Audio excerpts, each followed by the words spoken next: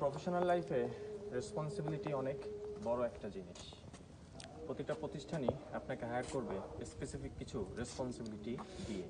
আপনার মেইন দায়িত্ব থাকে সেই রেসপন্সিবিলিটিগুলো ঠিকভাবে পালন করার জন্য, এবং ওই রেসপন্সিবিলিটিগুলো পালন করার জন্যই আপনি প্রতি মাসে আপনার প্রতিষ্ঠান থেকে স্যালারি নিয়ে থাকেন।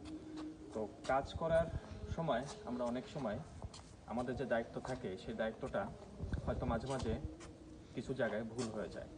তো ভুল হলে আমরা অধিকাংশ সময় যেটা করি, নিজেকে সেভ করার জন্যে সেই কাজের দায়ভার অন্যকে অথবা আপনার আন্ডার কমান্ডসে যারা জব করে তাদের উপরে চাপানোর চেষ্টা করি। তাতে করে কি হয়, আপনার নিচে যারা কাজ করে তাদের চোখে আপনি আপনার নিজের পজিশনটা হারিয়ে ফেলেন।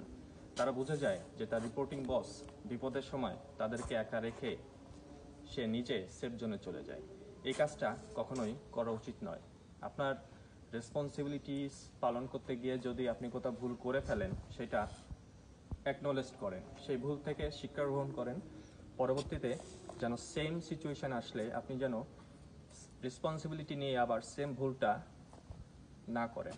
এদিকে সচেষ্ট থাকবেন, সবসময় সচেতন থাকবেন।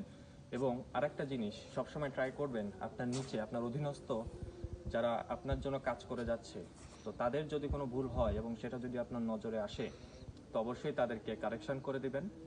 এবং যদি কারেকশন না করেন এবং সে ভুল হওয়ার দরুন যদি আপনার প্রতিষ্ঠান কোনো ফাইন্যান্সিয়াল অথবা রেপুটেশনগত জায়গায় কোনো চ্যালেঞ্জ ফেস করে, তাহলে তাদেরকে দোষারোপ না করে সেই রেসপন্সিবিলিটি আপনি নিজের শোল্ডারে নেন। তাদেরকে সেফ রাখুন, আপনি নিজে দায়িত্ব নেন।